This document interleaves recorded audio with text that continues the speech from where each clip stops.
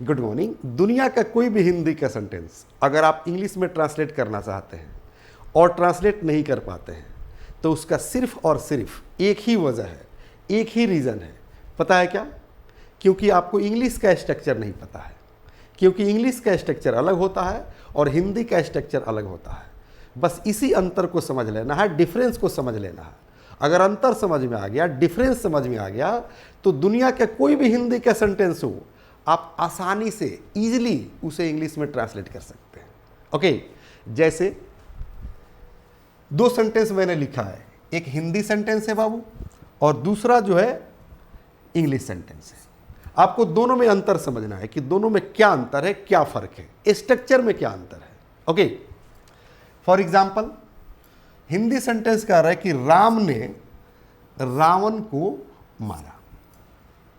सबसे पहला कंसेप्ट समझ लीजिए कि इस वाक्य में दो वर्ड एक्स्ट्रा है, पहला ने और दूसरा को, जिसका कोई इंग्लिश नहीं होता है।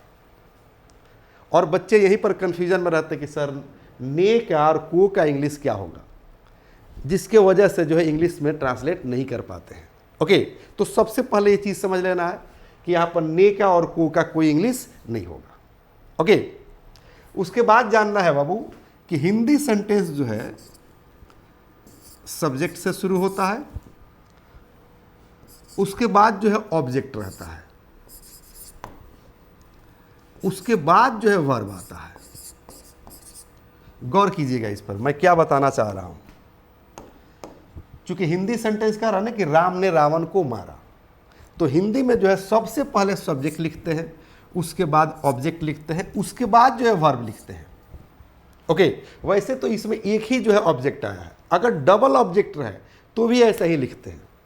जैसे कहा जाए कि उसने मुझे किताब दिया, अगर लिखा जाए कि उसने मुझे किताब दिया तो डबल ऑब्जेक्ट है ना, एक मुझे और दूसरा किताब।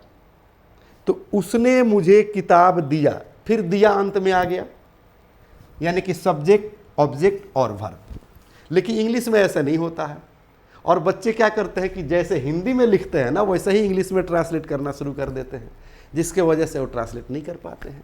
ओके, इंग्लिश का क्या फंडा है, इंग्लिश का क्या जो है स्ट्रक्चर होगा, उस पर ध्यान दीजिए। कह रहे कि राम किल्ड रावण, इसको समझिए बाबू। क्या कर रहे कि राम किल्ड रावण, तो राम क्या हो गया बाबू, सब्जेक्ट हो गया, और किल्ड क्या हो गया बाबू, वर्ब हो गया, और रावण क्या हो गया बाबू, ऑब्जेक्ट हो गया। अब दोनों को समझने का प्रयास कीजिए, यानी कि हिंदी स्ट्रक्चर को और इंग्लिश स्ट्रक्चर को। आपको जमीन आसमान का अंतर दिखाई देगा।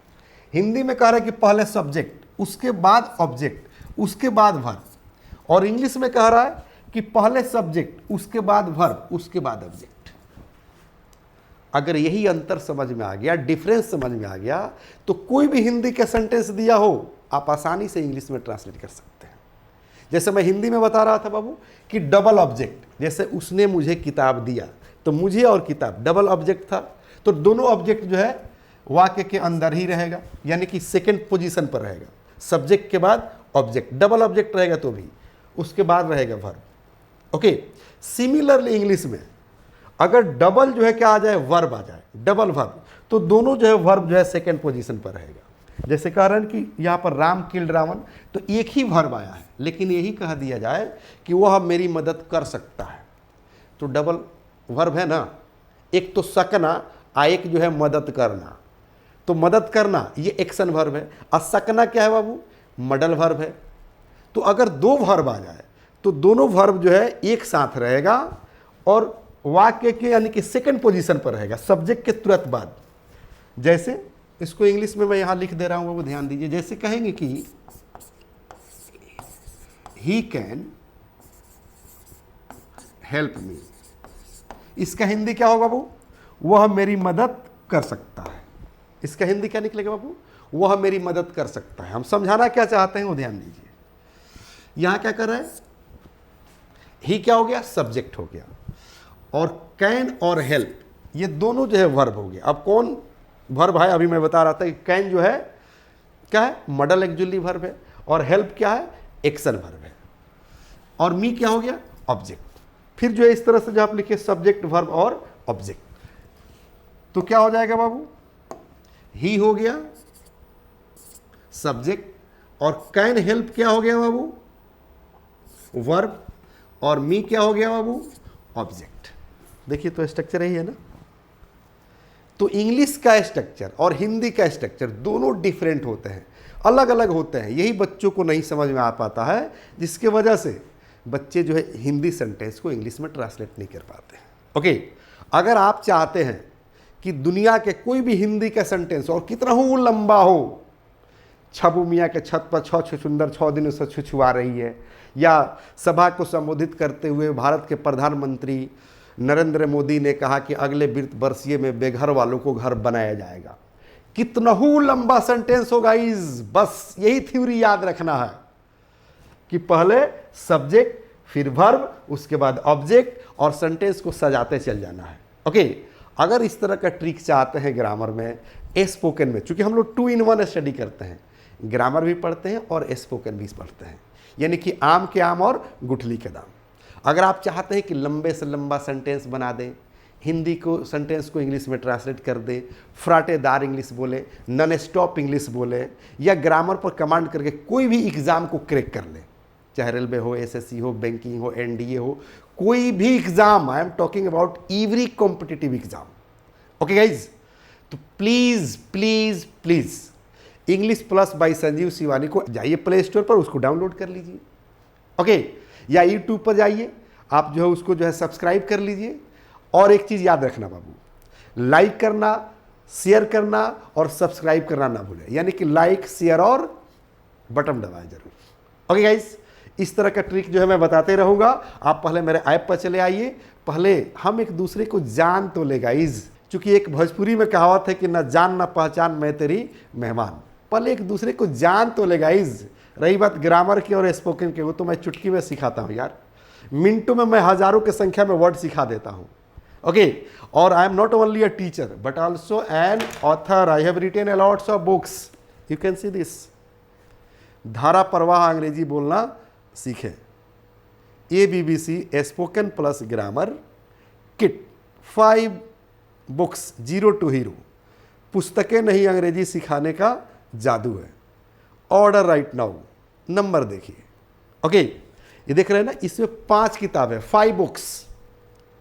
अगर मेरा कोर्स आप ज्वाइन करते हैं तो आपको 1 साल का कोर्स मिलेगा, kids spoken, kids grammar, adult spoken, general grammar, competitive grammar, और 5 किताब, इसमें जो 5 किताब बता रहे हैं ना, इसका ई बुक मिलेगा, यानी कि सॉफ्ट कॉपी भी मिलेगा और हार्ड कॉपी भी मिलेगा।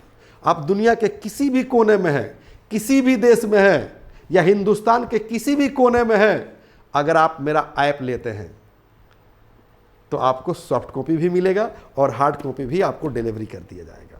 आप सिर्फ जो है क्या करें, इस नंबर पर कॉल करें,